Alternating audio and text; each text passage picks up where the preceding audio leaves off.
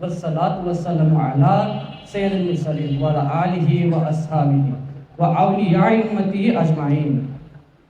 তফসির ভান্ডার দরবার শরীফ কর্তৃক আয়োজিত আজকের এই মাওলা আলী আলাইহিস সালামের পবিত্র শাহাদাত বার্ষিকী উপলক্ষে এই আলোচনা সভা ও ইফতার মাহফিলে উপস্থিত সম্মানিত আওলাদে পাকগণ, ওলামায়ে কেরাম, মুরিব্বিয়ান এজাম, আশিকে রাসূল সাল্লাল্লাহু তাআলা আলাইহি ওয়াসাল্লাম, আশিকে ওলিউল্লাহ, আশিকে গাউসুল্লাহ মেজবান্ডারি কা তসিরুল আজিজ, আশিকে বশির ভান্ডার দরবার শরীফ, আসসালামু আলাইকুম ওয়া রাহমাতুল্লাহি ওয়া বারাকাতুহু। মাওলা আলী আলাইহি ওয়াসাল্লাম এর মর্যাদা অত্যন্ত উচ্চ। তিনি ছিলেন রাসূলুল্লাহ নূর দরুদ সাল্লাল্লাহু তাআলা আলাইহি ওয়াসাল্লামের চাচাতো ভাই হযরত আবু তালিবের পুত্র। রাসূলুল্লাহ নূর দরুদ সাল্লাল্লাহু তাআলা আলাইহি ওয়াসাল্লামের কন্যা মা ফাতেমা আলাইহি ওয়াসাল্লামের স্বামী এবং মাওলা হাসান মাওলা হুসাইন আলাইহি ওয়াসাল্লামের পিতা।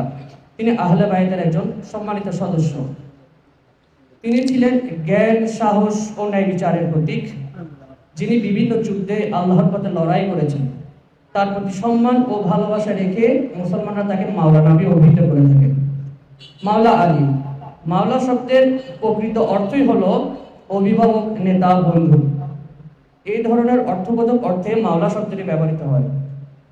বিদায় হজ থেকে ফেরার পথে গাদিরে খুমে লক্ষাধিক হজ ফেরত হাজি সাহাবাদের সামনে স্বয়ং রাসূলুল্লাহ নূর দরুদ সাল্লাল্লাহু তাআলা আলাইহি ওয়াসাল্লাম নিজেই বলেছেন, আমি যার মাওলা, আলীও তার মাওলা, আমার পরে আলী হবে মুমিনদের মাওলা। তিনি আরো বলেছেন, আলী হলো মুমিন এবং মুনাফিকদের মধ্যে পার্থক্যকারী।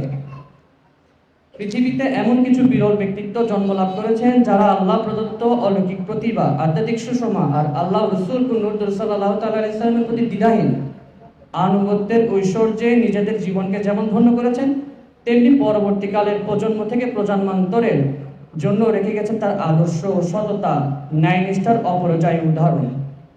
তিনি সত্য, স্বয়ং সত্য, যার নিত্য সহগামী, পৃথিবীর পবিত্রতম গৃহে জন্ম নিয়ে যিনি অনন্য, যার জ্ঞানের দরওয়াজা পেরিয়ে যেতে হয় নগরে, রাসূলের ধ্যান জ্ঞানের পবিত্র আলোয় ধন্য, যে নগর জাহেলি পৃথিবীকে দিয়েছে আলোর দিশা, শাশ্বত যে আলোয় কেটে গেছে কালের সকল অমানিসা। কেবল জ্ঞানের ক্ষেত্রে নয়, বরং রাসূলের প্রশ্নহীন আনুগত্যের ক্ষেত্রেও তিনি অনন্য উদাহরণ রেখে গেছেন। রাসূলের যখন নিকটাত্মীয়দেরকে ইসলামের দিকে আহ্বান জানানোর নির্দেশ দেওয়া হলো, রাসূল তখন তার দায়িত্ব পালনের লক্ষ্যে একটা ভোজ সভার আয়োজন করলেন। ভোজ সভায় তিনি সবার উদ্দেশ্যে বলেন, এই বৈঠকে যে ব্যক্তি সর্বপ্রথম আমার প্রতি ঈমান আনবে, অর্থাৎ আনুগত্য স্বীকার করবে, সেই হবে আমার স্থলাভিষিক্ত। ঘোষণা শুনে একজন আরেকজনের দিকে যখন মুখ দেখাদেখি করতে শুরু করলো, তখন হযরত আলী আলাইহি ওয়াসাল্লাম নির্ভীক চিত্তে উঠে দাঁড়িয়ে রাসূলের প্রতি তার পরিপূর্ণ আনুগত্যের ঘোষণা দিলেন। রাসূল তখন বলে উঠলেন, আমি যার নেতা, আলীও তার নেতা। আনুগত্যের প্রথম হাত তুলে পেয়েছিল পুরস্কার, পেয়েছিলেন নেতৃত্বে গর্বিত অপূর্ব উত্তরাধিকার। হিজরতের রাতের চাদর মুড়িয়ে শুয়ে মৃত্যুকে করেছ তুচ্ছ, মৃত্যু নয় নেতার আদেশই ছিল তোমার কাছে সর্বোচ্চ। হিজরতের রাতেও তিনি রাসূলের প্রতি অকুণ্ঠ আনুগত্যের আরেক উদাহরণ সৃষ্টি করেছিলেন। কাফেররা তাকে না দেখেই হত্যা করতে পারত, তা যেন তিনি মৃত্যুর ঝুঁকি নিয়ে রাসূলের নির্দেশ সাদরে বরণ করলেন এবং তারই বিছানায় শুয়ে পড়লেন। এটা যে তার নির্ভীক চিত্তের লক্ষণ তা কিন্তু নয়, বরং এ হল আল্লাহ এবং তার রাসূল সাল্লাল্লাহু তাআলা আলাইহি ওয়াসাল্লামের প্রতি সীমাহীন ভালোবাসার অকাট্য নিদর্শন। হযরত আলী আলাইহি ওয়াসাল্লাম যে বীরত্ব প্রদর্শন করেছেন, তাও রাসূলের প্রতি ভালোবাসা তথা নেতার আদর্শের প্রতি আনুগত্য প্রদর্শনের কারণে। ফলে তার বীরত্ব, তার অকুতোভয় যোদ্ধা সত্তার পেছনে লুকিয়ে আছে আল্লাহ ও তার রাসূলের প্রতি অকৃত্রিম ঈমান, শ্রদ্ধা, ভালোবাসা আর আনুগত্যেরই প্রকাশ। আর এইসব গুণাবলী যে নিঃসন্দেহে একজন আরবেদ, একজন প্রকৃত আধ্যাত্মিক ব্যক্তিত্বের চারিত্রিক বৈশিষ্ট্য, যা তার সমগ্র জীবন পর্যালোচনা করলে আমরা দেখতে পাই।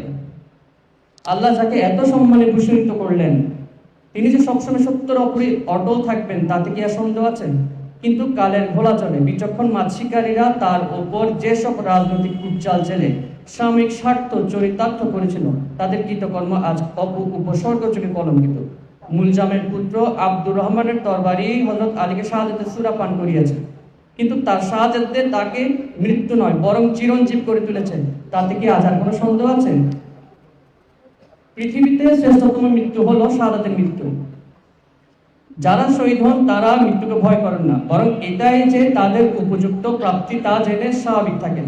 কারণ তারা জানেন এই শাহাদাতের পথ বেয়ে আল্লাহর সান্নিধ্য লাভ ত্বরান্বিত হবে।